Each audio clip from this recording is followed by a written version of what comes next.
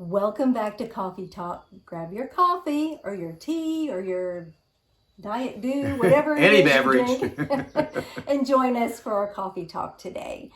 First of all, I want to say thank you to all our new subscribers. Yes. We've gotten several new ones here recently, and we really appreciate you subscribing and watching our videos. It really helps our channel grow, so we really appreciate that. Yes, thank you.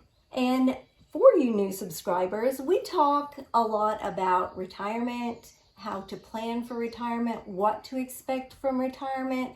It's kind of our way of giving back. We always have a heart to serve people. So if you know somebody who is getting near that stage, and let them know about our channel, and maybe we can help them out. But today, we're going to talk about the 3 legs of retirement. Yes. Now, first of all, I want to say I am not an artist. I am not anything close to an artist.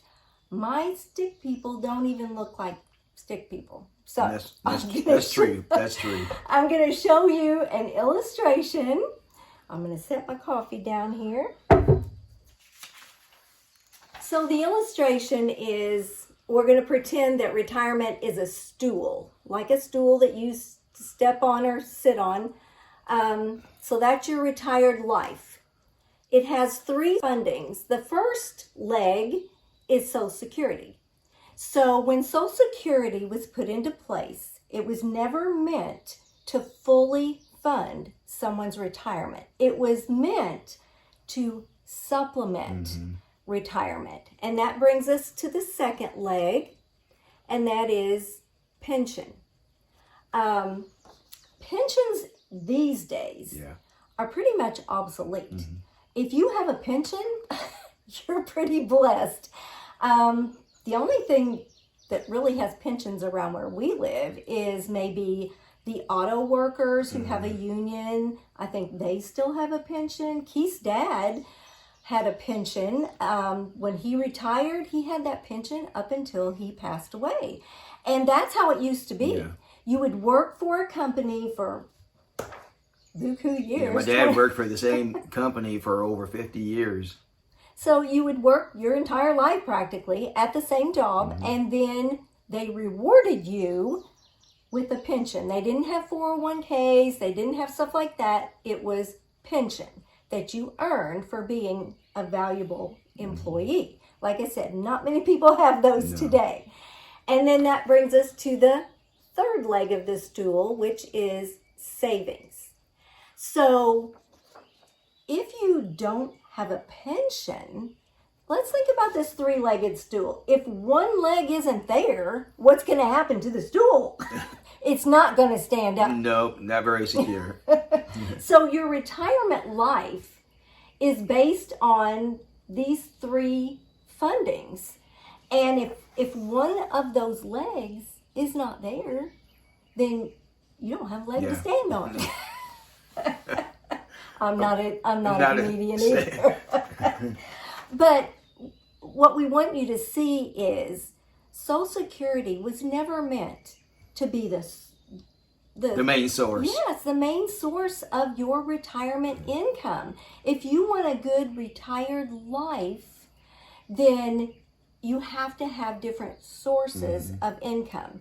So if you have Social Security and you don't have a pension, which we don't have a pension, then you have to have more savings to hold up that retirement stool, that retirement life. So you know your situation. Are you going to retire with a pension, or are you not? If you're not, then that means you need to put more in that savings, because you need to hold that. You need to hold that up. That's your retirement life. That's what it stands on. That's what it's funded on. We don't know many people with a pension nowadays. Now, some of, I think, city workers we live close to Louisville, Kentucky. The policemen, the firemen, those that are funded by the government, they still have a pension. But for the most part, common people, Average people like you and I. don't have a pension. No. So you have your Social Security, and you can get on the Social Security website and see how much Social Security you're going to receive when you retire. And then you can do your budget and say, okay, how much am I going to need to save? Because if you don't have that pension leg, your savings leg needs to be larger. So like I said, I'm not an artist, but this just gives you an illustration that your retired life is funded by different sources. And if you don't have the pension source, then these other two legs need to be larger. Well, you really can't do much about your Social Security. It is what it is. But you can do something about your savings. It's good to have maybe 35% of your retirement in your Social Security as part of your total, 35% being Social Security. And then when we say savings, if you don't have a pension like most of us, and when we say savings, we're talking about 401ks, annuities, the Roth and things like that. If you can get that to about 25-30%, and then have cash available through maybe Ally or something like that, that's getting now I think about 4.5%. So that's not bad at all. So if you can get say 35 and then 35, that'd be 70, so about 30% and something like that, or whatever percentages are good for you. And that's why we always say get a good financial advisor. They'll tell you exactly. They might say, well, your Social Security is so good that that's going to be like 60% of your retirement, then have 30% in maybe annuities or 401ks or something else, and then have the other remaining as cash that's available to you, but still making a pretty good amount of interest. So the bottom line is, you just can't rely on Social Security to fund your retired life, or you're going to be living a very meager life and pinching pennies and all. And you've worked your whole life to enjoy this life.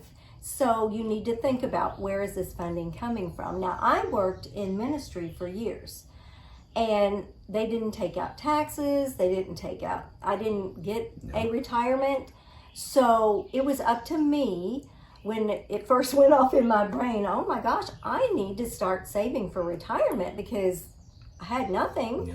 So I went to a bank. I didn't know where to start. I was in my 30s.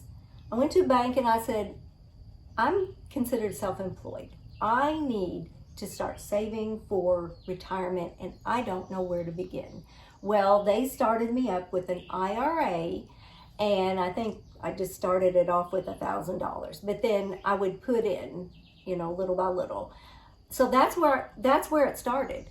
But if you're self-employed, it's up to you. Yeah. You don't have a company-sponsored 401k or whatever. It's up to you to start that. And so, that's why we want to do these videos. We don't want people to get to retirement age and go, oh my gosh, I can't retire. I can't retire. Yeah. Because Social Security, it would be a meager existence. If you wouldn't have started that when you did, there's no way we could have retired when we did. We probably would have had to wait another, 3, 4, maybe 5 years, for me to keep putting money in. So, you want to plan ahead. You want to enjoy retirement, and the best way is to start now and start putting a little bit of money. It can be a small amount and gradually increase it, but start now, and you will enjoy your retirement.